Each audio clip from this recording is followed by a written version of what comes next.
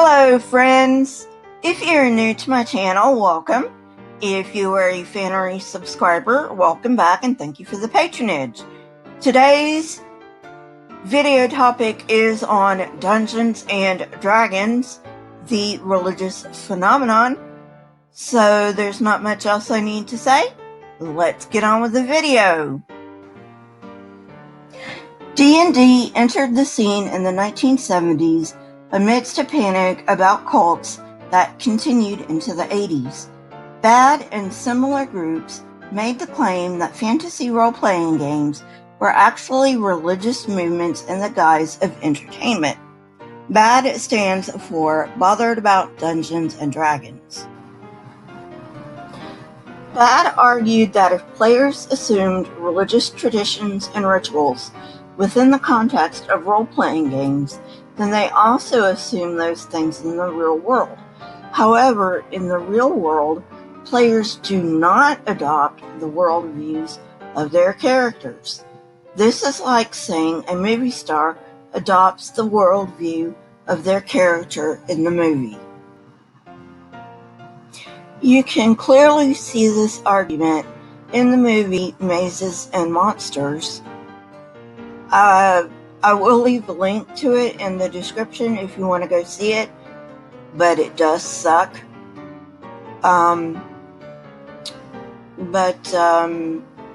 They basically portray that a girl who got involved ended up being a Satanist. The creators of Dungeons and Dragons were devout Christians, so it isn't surprising that the game has some parallels to religion. These include the possibility of experiencing a more idealized world and being able to look at the real world from a new perspective. Alignment basically frames the morality of all intelligent characters in the game and is an aspect of the essential nature of the character. In a novel titled 3 Hearts and 3 Lions, the author reframed alignment in a quasi-scientific way between law and chaos.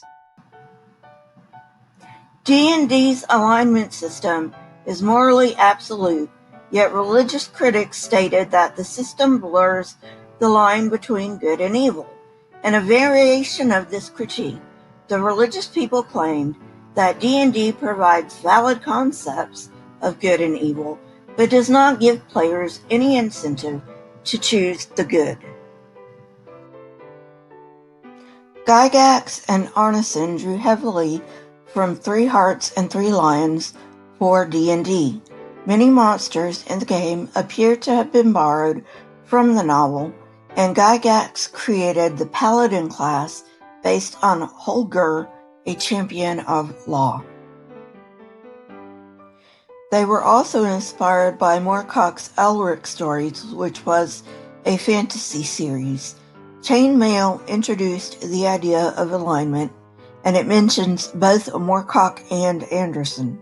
This game uses the law-chaos axis plus the good-evil axis to define each creature's moral essence.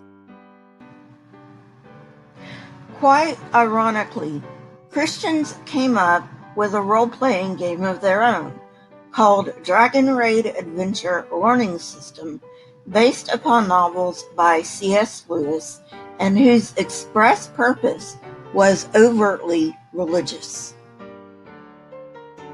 Imaginary religions play a big part of D&D.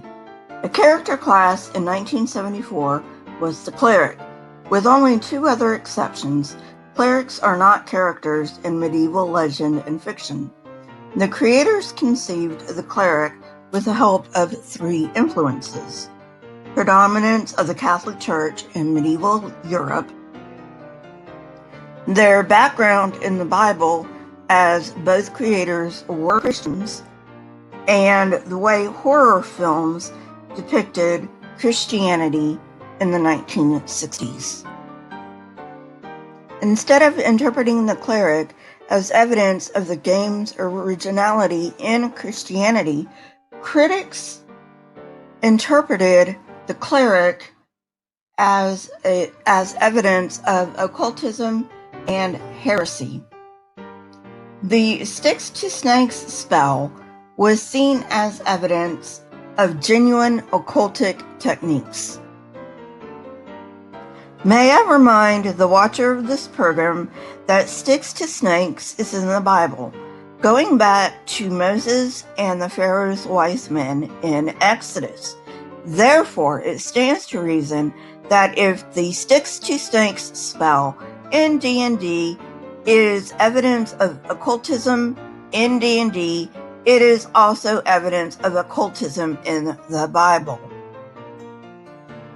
It is very telling, at least to me, that Christians will interpret a stick-to-snake spell in D&D as a sign of occultism, but when a stick-to-snake spell is in the Bible, it is a miracle. Just an observation. There is too much information in this chapter for one show, so I will be making a part 2 of this. And so if you like this kind of content, please hit the like button, press the subscribe button, and if you would like to be notified when I come out with new content, please hit the bell next to the subscribe button. My Twitter, Discord, email, and PayPal links are in the description, along with the source that I used for this particular episode. Please keep in mind that I am now taking requests. I would like them to be something to do with religion, but they do not have to be. Please leave comments in the comment section. I love hearing from you. Question everything and never be afraid. Here are a couple of videos from my library. If you have not watched them, go ahead and watch them and tell me what you think. Until later, friends. Goodbye.